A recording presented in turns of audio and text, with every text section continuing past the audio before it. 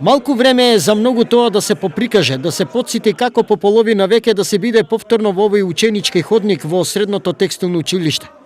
Матурантите од генерацијата 1969 година се собраа да ги одбележат 50 години од нивното матурирање. Возбудата и големиот наплив на емоции беа преголема пречка за да се каже нешто повеќе за како е да се види својот соученик во истата клупа, ама по 5 изминети децении. Кеп ми ги собра моите колеги, другари, за да прославиме еден јубилеј од 50 години. Многу бао да се собереме, да се видиме. Тоа е. За ваков исклучителен настан на денешниот класен час не задуцни и 73 годишниот Обрат Стојановиќ од Тетово.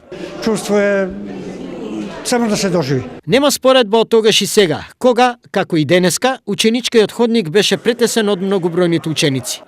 Еве зошто интересот да се биде текстилец во Штип беше чест избор на тогашните завршени основци. Македонка работеше, а Стиво работеше.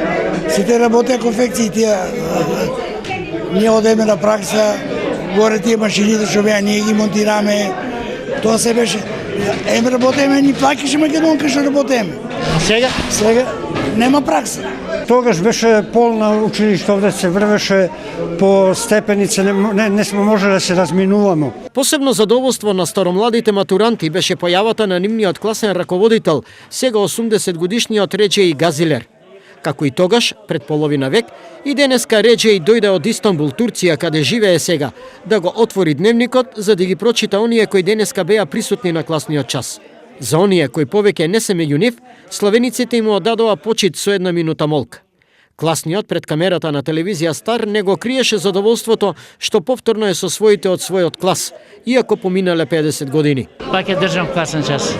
Беа ли мирни тогаш ученици? Беа мирни. И сега се помирни.